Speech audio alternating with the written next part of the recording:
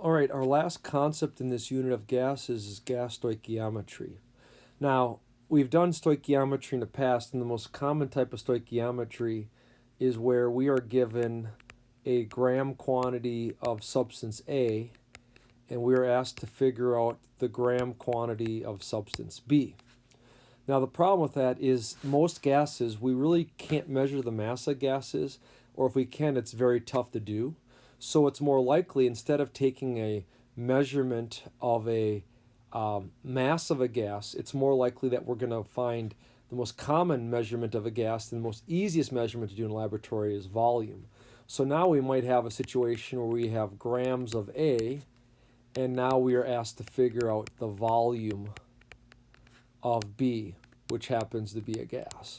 That is an example of a gas stoichiometry problem where we might be taking a solid mass of one reactant or product and figuring out the volume of a gas that is produced from that reactant, and that makes it gas stoichiometry.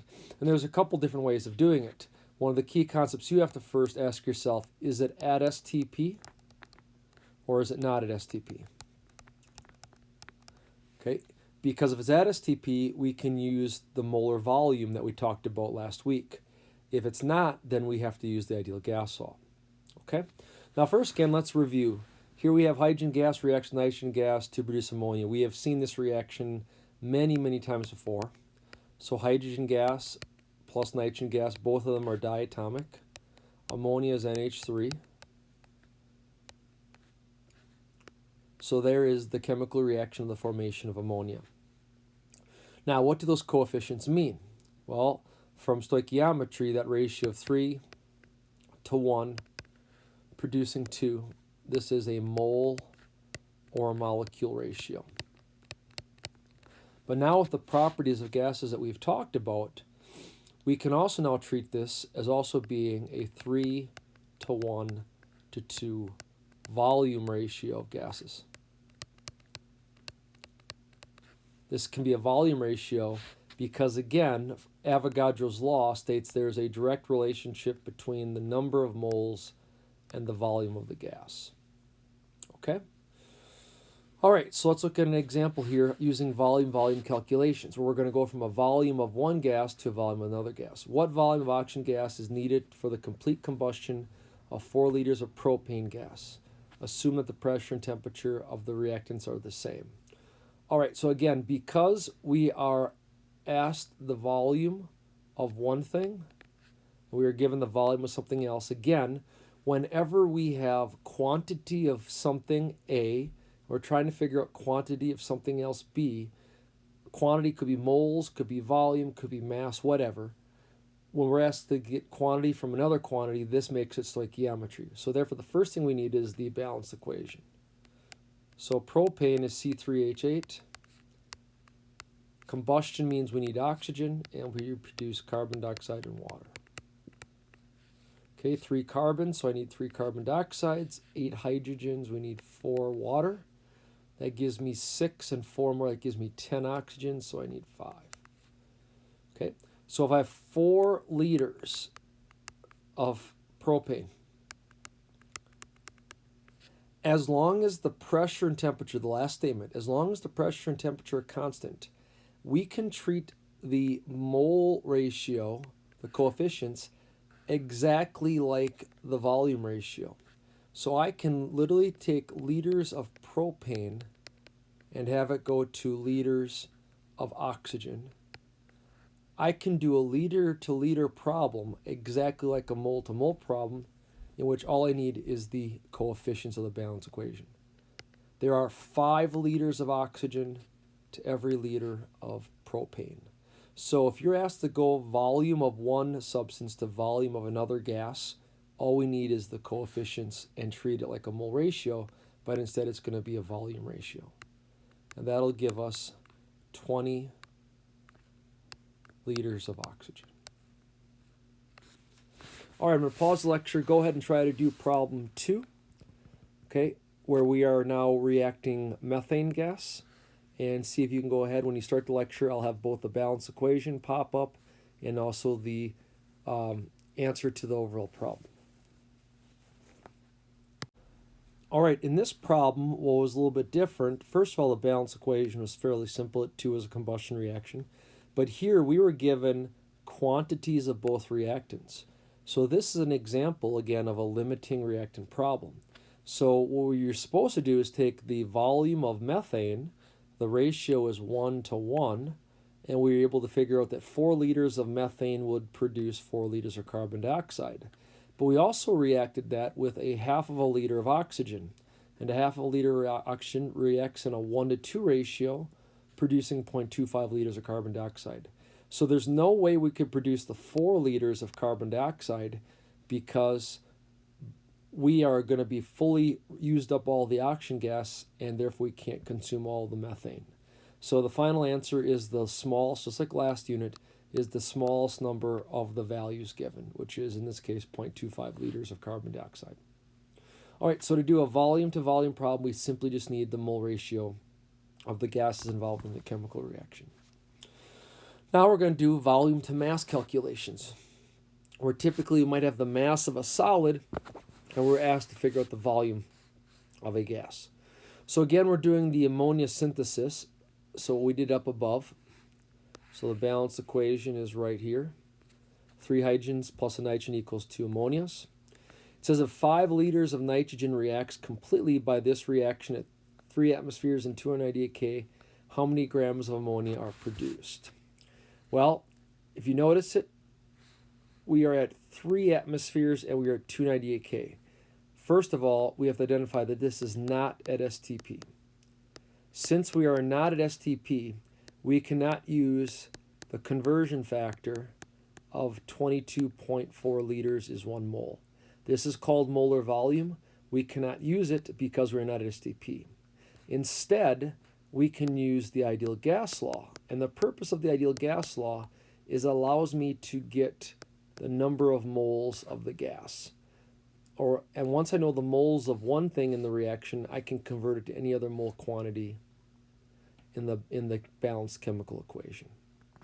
All right, so if I plug in what I know, I've got 3 atmospheres. The volume is 5 liters. Now again, with the ideal gas law, the volume must be in liters. I don't know the moles. The R, we look it up. The R is a constant.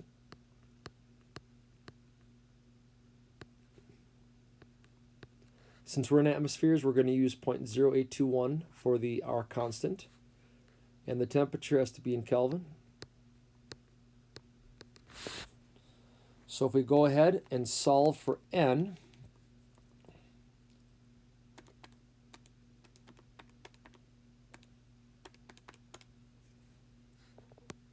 N equals 0.613.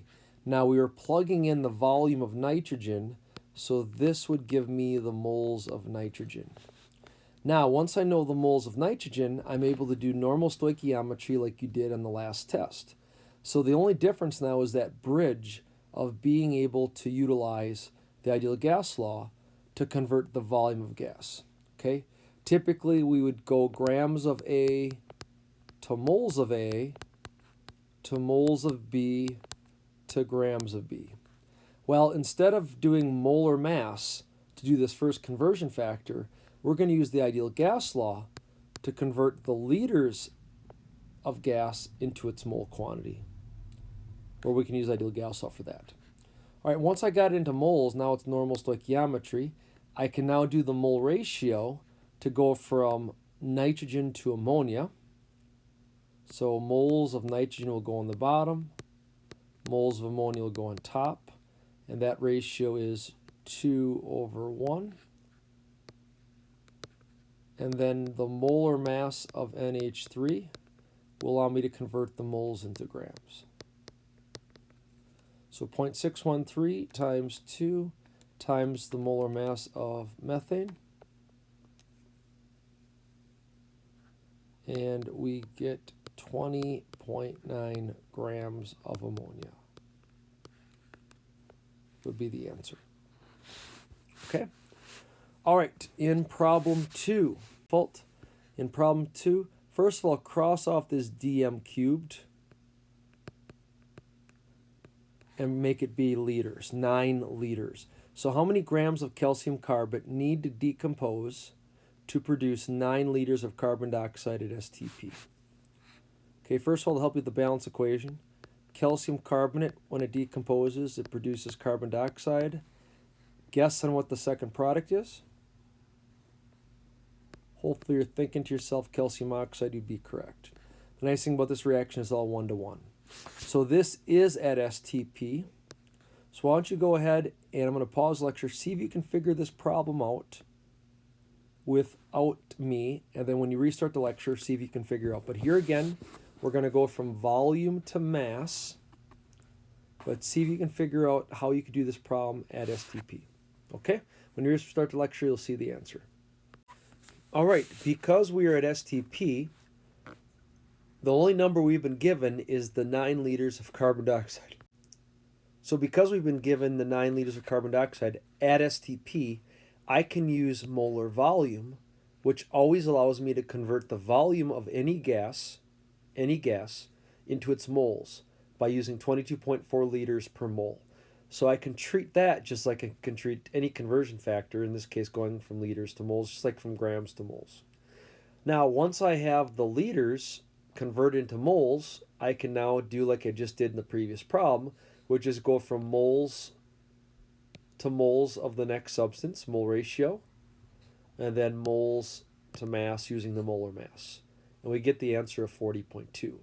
There's a second way we could have done it. We could have done the problem exactly like we did in the previous problem. And this is the great thing about the ideal gas law. I could have plugged in 9 for the liters. Since we're at STP, I could have plugged in 1 atmosphere, 273 Kelvin, plugged in the R, and I would have found the moles by using the ideal gas law, just like I did for the nitrogen here, and then did the last 2 steps, and I would have gotten the same exact answer. If you don't believe me, you can go ahead and give it a try. So we can always use the ideal gas law whenever we want to convert the volume of a gas into its moles, or vice versa, its moles into its volume. We can always use the ideal gas law to do that, and then the remainder of the problem can be just normal stoichiometry, mole ratio to whatever the next measurement is of the next substance you want to find. Okay? And much like that, if you want to pause the lecture now, I'll do problem 3. So go ahead, give it a try, and you can restart the lecture to do the final check on the final problem here. All right. First of all, the reaction, magnesium plus HCl produces magnesium chloride and hydrogen is diatomic. Magnesium is not. Balancing, the only coefficient we needed was the 2 in front of the HCl. Again, we are at STP, but now we're literally doing, in essence, problem 2 backwards. We now have been given the mass of the solid. Using molar mass converts grams to moles.